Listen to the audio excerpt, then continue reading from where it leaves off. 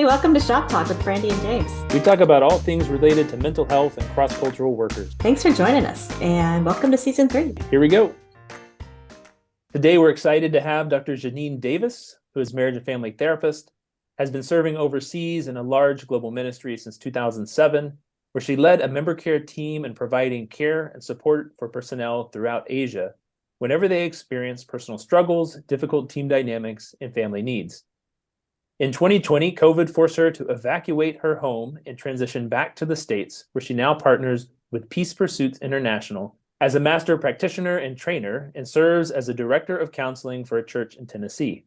She founded Purpose and Peace Solutions as a center point for specialized ministry services through which she provides executive consultation, conference presentations, training in many types of settings, creative development of media and marketing resources, and also offers virtual care for workers and Christ followers around the world. So great to have you today as we look at conflict, something that I know never happens among our cross-cultural teams overseas. When I was looking at your work, which is amazing, thinking about talking to you about conflict, my stomach got in a few knots because just even talking about conflict. Yeah, just about my relationship with conflict. And I was like, Yes. And so this is going to be really interesting today. And I imagine for some of our listeners too, because I'm probably not the only one who thinks of conflict and just thinks of I guess has negative connotations about conflict. But the way you present it, there are so many healthy models, and really it's a natural part of life too. So I think anybody that's thinking about conflict in the same way they would think about public speaking, in a nightmare where they don't know what they're talking about, and also they forgot to put clothes on. I think it's a similar connection to that feeling of being unprepared and ill-equipped to do something in front of other people. And I think that's generally how we feel about conflict. We don't know what we're doing. We don't know how to resolve it. We're not sure what might happen, but probably it's going to be painful. And so who would look forward to it if that's what it is? Since 2007, and was always in Asia.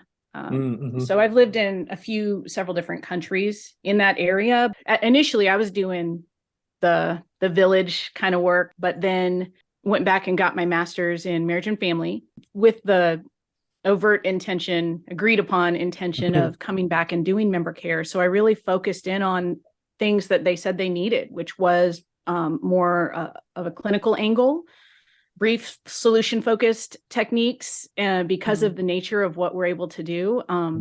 So I focused on really trying to equip myself well for that work.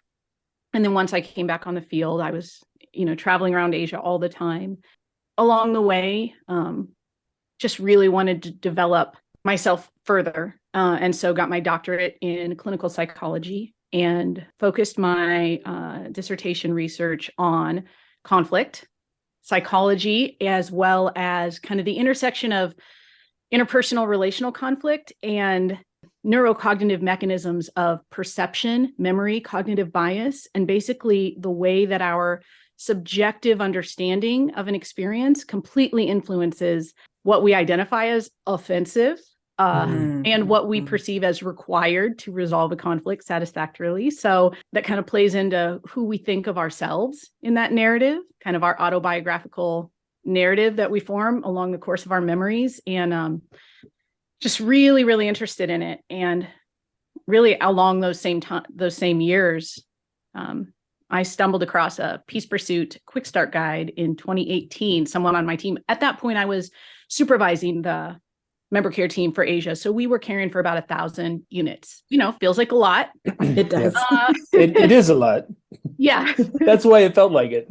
Yes. You were not wrong. Yeah. But coming across the Quick Start guide, until that moment, I was really happy passing off conflict cases to whoever on my team really wants to deal with that, because I like good outcomes. And I'm happy to just treat anxiety. Let's just have let's just do treatable stuff. That's right. And everybody feels good about it. So conflict was I don't want to touch it. This cage match strategy that we think is biblical. Let's lock everyone in a room and no one comes out till everyone has repented and become humble. Right. And ultimately usually ends up with someone's getting like written up or maybe fired. It's just, I don't want my name on that. Basically, now that feels too me oriented, but it wasn't good. We just didn't have a good plan. And I don't like to go in without at least a reasonable hope for success. Yeah. So Right. even though we're all Christians and we should obviously just live with that hope, we have a hope of a future, of course, but not in that moment. So quick start guide in my hand felt like, oh, this is what we've been looking for. This is it. Here, I can see it. I can see it real quick. And it needs to be about that easy to comprehend for it to be effective with people that are flooded with emotions and really not thinking in a more objective way. We need something simple and clear and colorful. So that was it for me. So that's when I started making contact with John, and we just took off from there. How have you kind of come to know conflict, experienced it? What is some of your background in coming into being a conflict resolution specialist? Not that that's a title, but I mean, I could talk about this from many different angles, but the way you asked the question makes me remember when I first wanted to start studying psychology. It was really prompted by some deep questions I had about painful experiences that had come out of relationships in a previous season of life, and not understanding how those things could even have happened between people that love one another, and just I didn't comprehend it.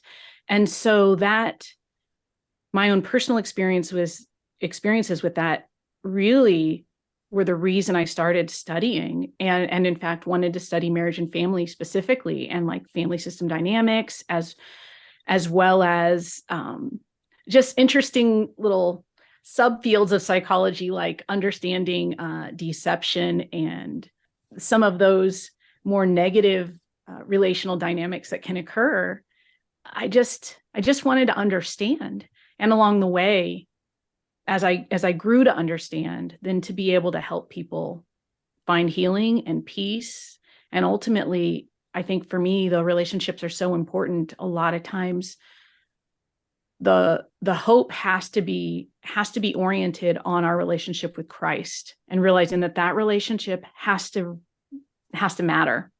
Not just be like, yes, God, yes, God, but my relationships with other people are the things that define my life. Like realizing that our relationship with Christ has to become significant enough that it really aligns with what Paul called like the secret of being content in any and every situation, where we become anchored in who we are in him enough that it does make a difference, that does allow us to then be gracious toward others, because now my whole existence and well-being is not staked on the way other people treat me or give me what I desire. Relationally or materially.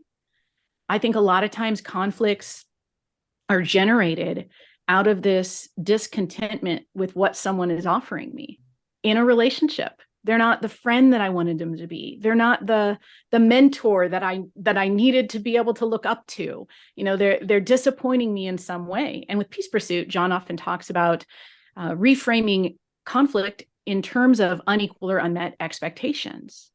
And if we're able to understand our conflict in those terms, where we don't need to completely villainize and marginalize the other person's perspective in order to feel particularly righteous about the stance that we're taking, the very moral stance of integrity that is commanding us to now have division in the church and conflict with someone.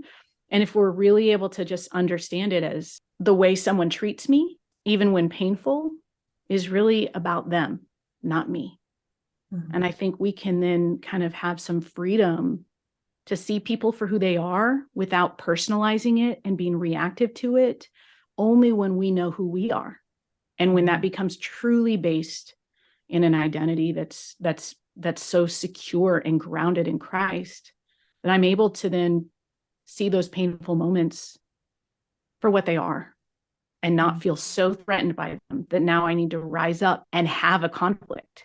it's really been a journey of coming to understand the nature of conflict and even relationships in a different way for me. What do you think is the gap between where people are and being able to get to that place that you just described? Because in theory, as people are headed to a potential field assignment, hopefully they've had some training, some preparation, at least a secure sense of calling and who they are in Christ and what they're going to do. But yet there still is an incredible amount of conflict that's happening in our international cross-cultural workers. So where's the gap? Because what you just described sounds amazing. Why is that so often? Why is it not happening? Yeah. Right. We could answer that question in a lot of different ways that would all be valid.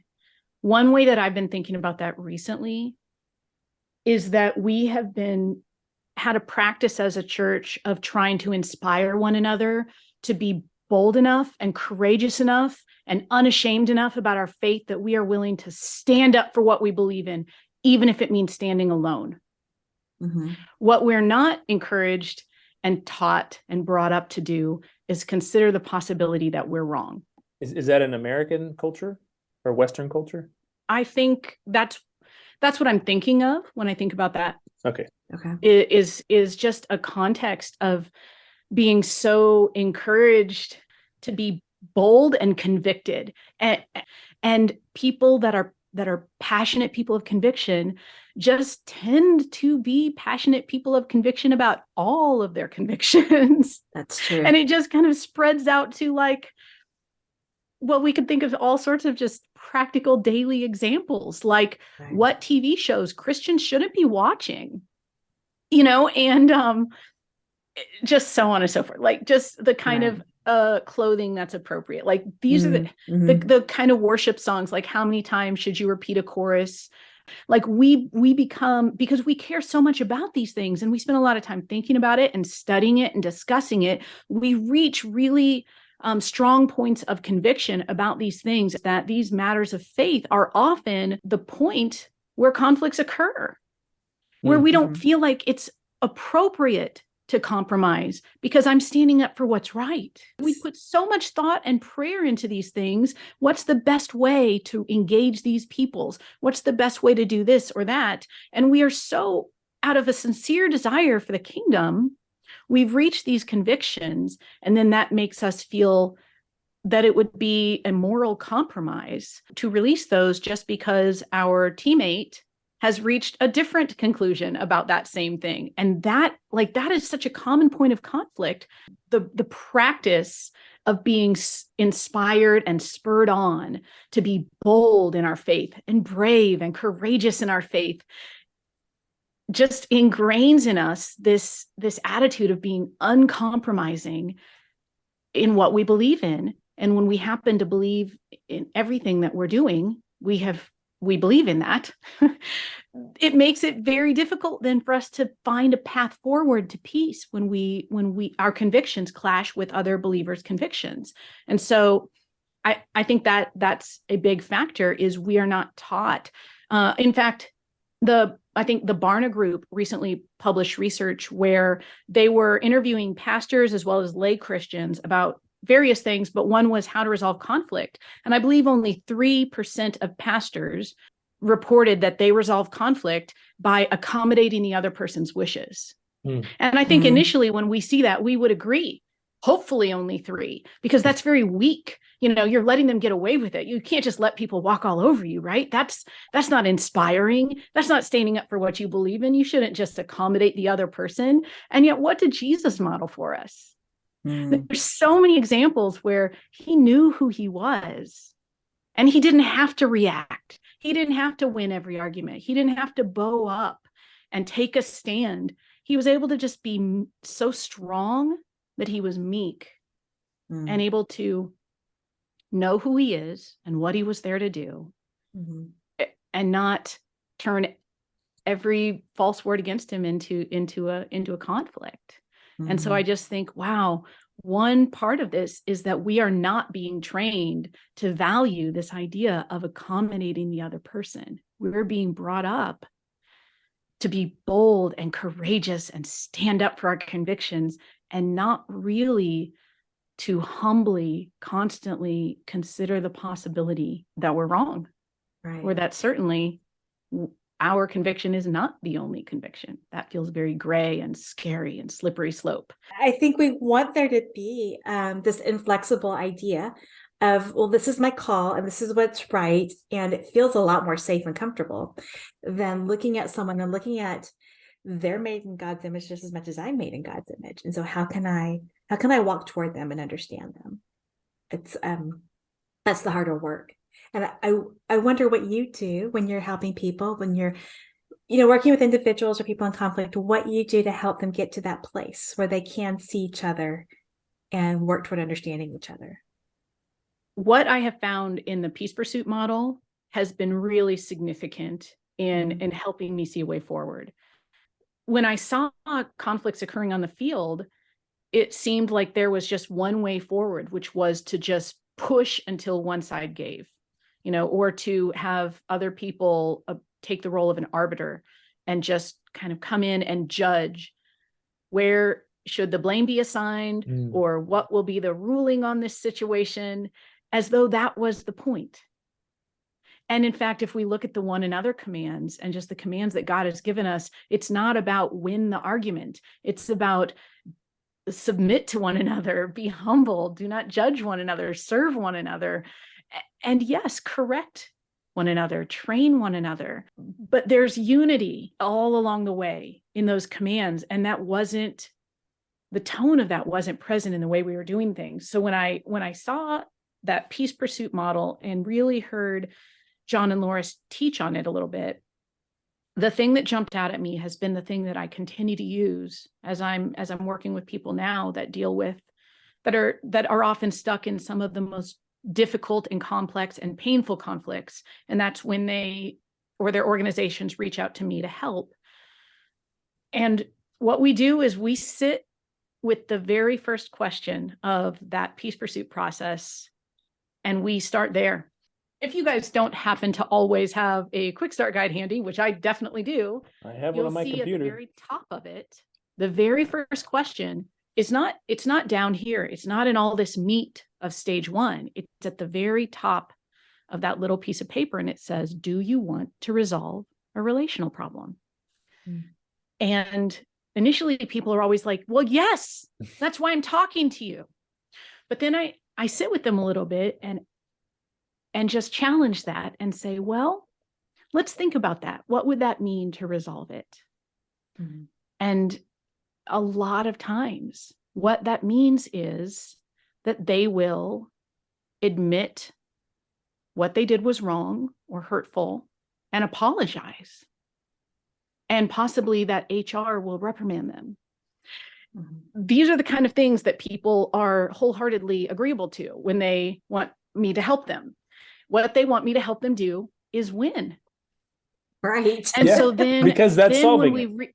That's exactly what they define solving it as winning. And so that's where we start. And it can take, like, that can be where a lot of the time is spent. We're not even moving through it. We're sitting with that question. And as I spend time with them, I'm able to then start to express it in a new way. Do you want peace or do you want to win? And that's where we have to start, is looking at our own heart, because if we think that peace is contingent upon winning, we're off. Because how can that be true when we know the Prince of Peace? To tell him, I'm sorry, peace through you is not enough. My peace is based on winning this argument. A specific outcome. Yes. Yeah. Gaining the victory, getting my way, being acknowledged as right. If that's the basis of our peace, and a lot of times once we start looking in our hearts, like at what's going on, that's what's happening. That's what has entrenched these conflicts, is my victory in this situation, my preference in this situation, my conviction has become more important than that other person. Then that's where the work needs to start. That this thing, I've empowered this thing or this person to completely control my well-being, my peace, my ability to just walk rightly before the Lord. Nope. This other person now has the keys to my life. Like, I can't go forward in peace until they give me the apology, or they, it's like, that's not right. That's not right. And so that's where we do the work. What's that look like when there's more than one unit, person, team, whoever it is involved? Because now you're trying to navigate kind of multi directions, or there's like a leadership follower conflict where there's kind of a power authority dynamic. What about some of these other parts that are also sometimes complicating the conflict? Sure. To speak into the power differentials and those kind of things, which are often at play in some of these conflicts, I will just say this aligns with, again, I'm really, really just continuously so impressed with the Peace Pursuit model, because it was created by someone that was not in any way informed by the research of organizational psychology or any of those things, and yet all of the research supports the processes in this model. So I'm so confident in it. And one of those things is we have to recognize, and this is the part that certainly research supports, which is that once a conflict has become a relational problem, it means that we now see not the topic of conflict as the problem, but the other person as the problem. They have become the problem in our mind. And so at that point, it's more about their character, their motivations, their intentions, and sometimes even the idea that they think they're right just eats away at people.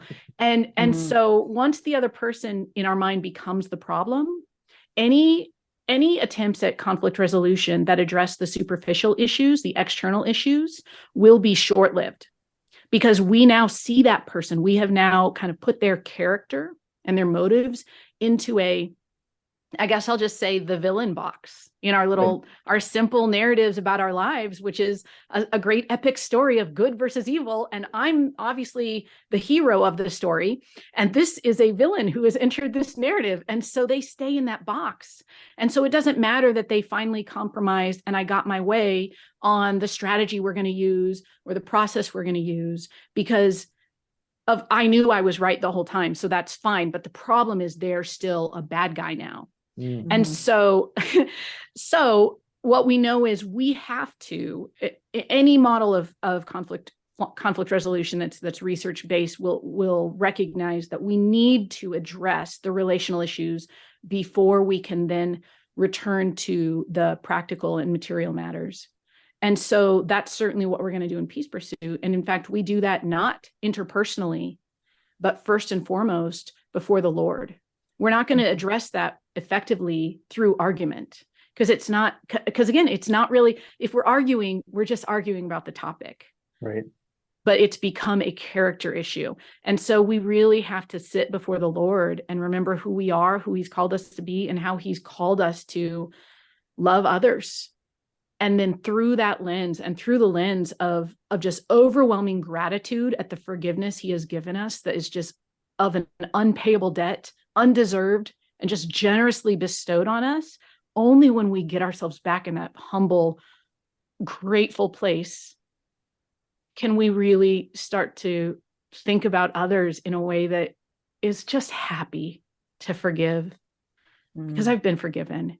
It's just a different orientation that comes when we intentionally sit before the Lord, that then changes our hearts toward others. And then out of that time comes a willingness to forgive. So I would say that in terms of power differentials and workplace conflicts and all of these things, one important aspect is that we have to address the relationship before we address the practical matter, and not think that we will address the relationship issue by resolving the practical matter, which is, of course, what everyone wants to do in the cage match. We're all just debating the issue again and again and again. We're not going to get to peace that way. Once it's a relational issue, we now see that other person as our opponent. And that's why those outcomes are so certainly short-lived, if at all effective, even in the moment, which often it isn't. And so that's one thing, is that even with power differentials, that's not really relevant to the first part of this process, which is, as brothers and sisters in Christ, we need to forgive, and it really has nothing to do with the other person.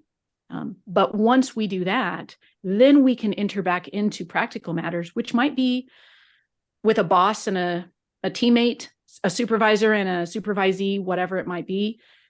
There might be issues of competence, and those are very practical matters. There might be issues of, we do have to decide how we're going to do this, but we can now address those as simply questions to be answered, and not personalized attacks on our very well-being, because I've staked my identity on being an effective minister, and you are threatening that by your bad ideas or whatever.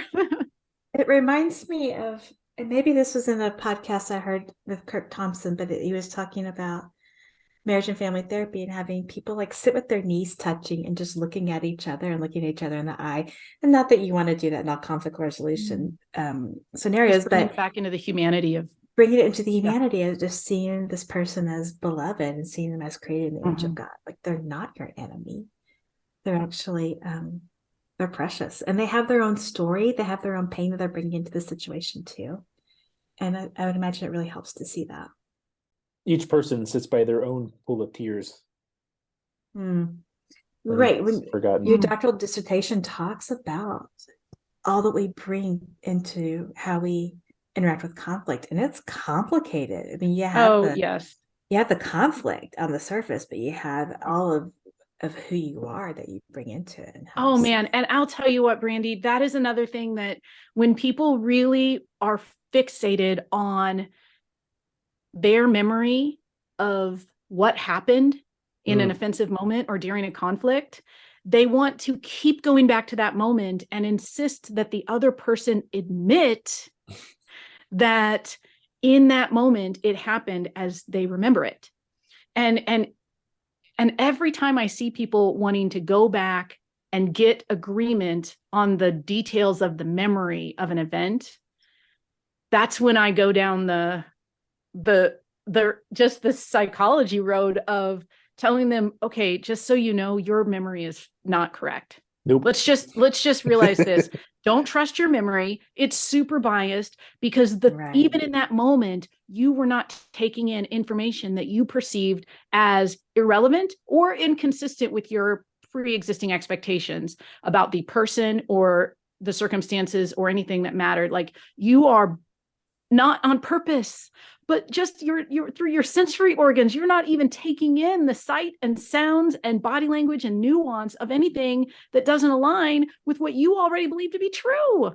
And that's if your brain is fully engaged in functioning, and that you're not actually in fight or flight mode or out of your then you add tolerance. Negative emotion and all of the narrowing of our perception that comes with an emotionally salient and possibly like morally balanced experience where you're feeling wronged. And so the attempt to come to an agreement on what happened and how we're going to define that, I believe, is futile and pointless. And a lot of times I just work so hard to help people just give up. There is no benefit in trying to negotiate an agreement about how that moment unfolded. That's just, it's not the point. God has not commanded us to be in perfect agreement about our subjective memories about events. So stop. Like, why is that what you're fighting for? Fight for what he's told us to fight for. Let's fight for being willing to love one another. Let's go forward and remember that the world will know we're his disciples by our love for one another. A love that is shocking, a love that is self-sacrificing. And that's why it's shocking, because it's not self-serving. And that's what is so different from the world. And yet we're just still trying to arbitrate whose memory is right. And so it's really not the point. Right. Yes, our instinct is to go back and try to fight for who's to blame. We just need to agree on who did what wrong during that experience. And the truth is, at that point, the conflict has escalated, which means we've already ruminated about it multiple times with further emotional escalation. And every time we recall that memory and we feel all those bad feelings And we're just strengthening and narrowing and making less accurate our memory of what happened. And so there's no win at the end of that road. And yet that is the instinct. That's what people want. They want to go back and replay that event and get that person to finally admit that it happened on a Tuesday and not a Wednesday. That's right. I remember, I can think of a team. Oh, and that's what you had asked about earlier, the team dynamic. Right. I can think of a team conflict where there was two brothers that were serving on a cross-cultural team, and the deepest offense that had occurred in one brother's mind that had led to just a complete break in the relationship. I found, as I was coaching the other man, that he had no memory of that. It didn't ever come up as he was listing all the things that had damaged that relationship. The one big thing that had been the deal breaker for the other guy, this teammate of his, never even occurred to him that was a thing. Whereas the other guy is saying he stood up to fight me. And it was just like, what? And so just helping people to give up this dogged insistence on not only trusting our memory of an event as infallible and perfect, as though it's a video camera recorded thing, just give up on that goal, man. You're not going to find. That's a hard one. It's a hard one. I think that's a new concept for a lot of people, that their memories can't be trusted. Yes. Yes. And that's where I say, the strong effort that it takes to entertain the possibility that I'm wrong is a goal that I continue to try to bring into the work that I do with people, that goes against every instinct that we have. We trust our thoughts and our memories completely. Right. And yet, how can both people be 100% confident and morally right, but completely opposed to one another? And we're both in Christ. There's only one way, one of us is wrong, or we're both a little wrong about what we're remembering or how we're judging the situation. The problem is that each person never considers it's them. That's what a lot of the work is. And just to answer your question about team dynamics and multi-person conflicts, James, I think that's the other thing that is incredibly powerful and very unique that I've seen in Peace Pursuit, that again is very different than the cage match approach to conflict resolution of bringing everyone together. Let's all talk it out at once. Or even conflicts between couples where it's husband and wife, the husband and wife. Ding, ding, ding. And the bell rings and there goes the fight. And we all know which side everyone's on. And you could never be disloyal to your tag team partner. It sets the dynamics in place that are geared toward failure if peace is the goal. And so that's another thing that really blows people's minds when we start using the Peace Pursuit model, is we don't address conflicts as a bulk buying strategy at Costco. We don't address conflicts as a daisy chain group event. We realize that conflicts, if understood as resulting from relational unmet or unequal relational expectations, for example, then we have to understand that our expectations for each other individual person and the relationship that we have with them are unique. And so we can only resolve one relational conflict at a time. And if you're doing the math on that and think, well, wait a second, what if there's 6 people in a team and they're all mad at each other? That's going to be a lot of conflict resolution. And you're right. You're right. It is. And as we grow in this, we start to realize, oh, ain't nobody got time for all this conflict resolution. Yeah, I do not have time to be offended, because this is going to totally mess up my schedule and how long it's going to take me to forgive. Maybe I just walk in peace, because it's not worth it. I don't have time to be taking up that left and right. Well, you bring up a really good point there, because I was thinking before we started the podcast, I wanted to ask you how you would help people build in resiliency and trust before conflict even begins, team dynamics and such. And one thing I'm hearing for you is just to remember and be reminded of how we've been forgiven, who we are in Christ, this deep love that we walk in daily, that we're showered with daily. And one thing I'm hearing from you is that, if we can teach the people that we work with to, just from the get-go, remember this daily, have a practice of remembering this and being thankful for who you are and what you've been given. I think that can go a long ways toward maybe helping people walk into these inevitable situations of conflict with more grace and more of a desire to understand the other person involved. Yeah, I think we have to change our understanding of unity. Another result of a recent Barna Group survey was looking at, and again, this was pastors and lay people, and words that they associated with the concept of unity. And one of the very top words, more than 50% of them selected agreement. If we believe that agreement is the synonym of unity or the basis of unity, then we're in trouble, because God made us diverse and creative and a multi-purpose, interdependent body of Christ. And we need one another, and we're all different. And he built that into us. And yet we seem to think that unanimity is the basis of unity. And that is a belief that we have to change.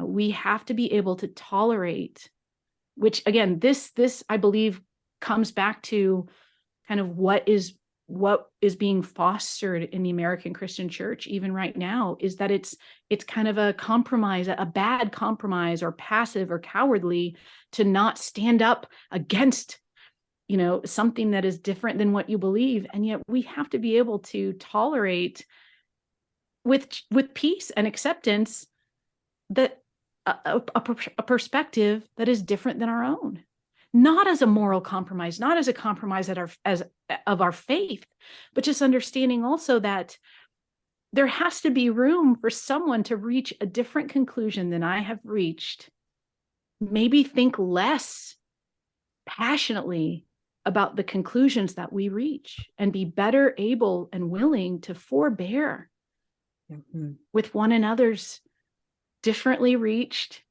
but equally held, sincerely held conclusions about how to live out our faith and how to honor the Lord with our lives, and not let those conclusions become more important than the things that God has explicitly called us to, which is to love one another, to walk together in peace, and not let our passions override our peace. And the challenge is, this is not efficient, but I don't know that God has designed our lives to be efficient. And so that is sometimes very difficult to accept. We want to go ahead and just be able to document. You are both required to apologize to one another right now. And that apology has to look a certain way. And you have to look like you mean it. And this is basically the model that we were given by our moms as we beat up our siblings as children. And somehow we're still using this model in HR. And it's just like, if you mandate apologies without, you can't mandate the heart change. And so then what are we doing other than just formalizing empty practices, disingenuousness, and what do we think is going to be the result of that? So what we have to realize is the people business is not necessarily going to be efficient, but why should that be part of our agenda? Can't it just be to walk rightly before the Lord as we live out our lives with one another as he's called us to? And if that means we have to slow down and do the hard stuff and grow up in our spiritual maturity and grow in ways that we've never been challenged to grow before, like to think less highly of our own convictions, which no one's ever told us to do on the field. We've been rallied to be even more passionate about our convictions and go to the farther places and do these hard things. And so the idea of possibly being less passionate about our own convictions for the sake of humility and loving others and letting that matter more, many of us have never even heard that. And the heart change that has to happen for real, genuine, not only forgiveness and resolution of a conflict, but transformation in the way that we see ourselves and others as we journey together. that may take a while. And if we don't have the patience to let that unfold, and we just try to say, I'm sorry, but that will be fine as long as it's resolved within 30 days. Well, we get what we get, which isn't great. Right. And we all know it. It's been so good to talk with you. And You to hear your too. perspective. Oh, this has been great. Before we wrap up, I'd like to know if you have any resources you'd like to share with us. Or how you can be available to people. For now, those are the good things. In fact, I've partnered with John a lot on some resources that are available on the peacepursuit.org website, including something that we've just recently released, which has been a really exciting project, which is a video training curriculum designed for small groups and families and teams to go through together, and just covering all of the essentials of peace pursuit, all these core concepts about forgiveness and reframing our understanding of the conflict, and really helping them walk through how to apply these things. And we use a case study, and there's all these fun and funny activities that we do along the way to just make it a more pleasant learning experience where people don't have to have anxiety like you, Brandi, because they're going to talk about conflict. But we do it as a fun, interactive process, and they're given all those tools, and people can now get that video training series through the website. And what I'm really excited about is a mobile app that we're just finishing the development of, where people can then put on their phone or their tablet or whatever an interactive quick start guide, the peace pursuit process, where they can just answer the questions for one relational conflict at a time, and just start with that question. Do you want to resolve a relational problem? And they can say yes, no, or I don't know. What does that mean? And we just walk them through every step of it. And it's all contained in the app in a fun, just very practical way that will guide people through that. So that's the place that I'm really excited about releasing new resources right now. My website is definitely where people go when they want to be able to work with me directly in a more of a member care capacity, a counseling capacity, or work on trainings and bring me in. Really just being a part of this kind of work and being able to care for the body in this particular way is something that I've stumbled upon and been surprised at how much I enjoy it, given that I too was once a conflict avoider. Well, and given that so many people do leave the field because of conflict within their own team and among the expat community, I think this is so needed and so appreciated. So thank you. Thank you for the support. You're welcome.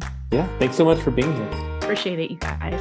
Yeah. Have a good one, guys. All right. Yeah, you too.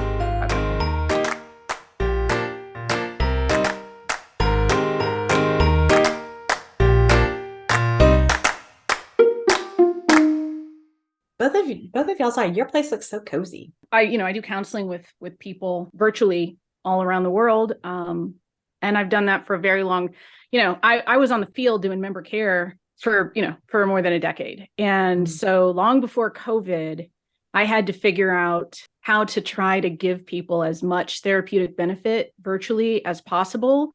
You're picking up what I'm putting down. Same thing. I created all of this just to have a Zoom background.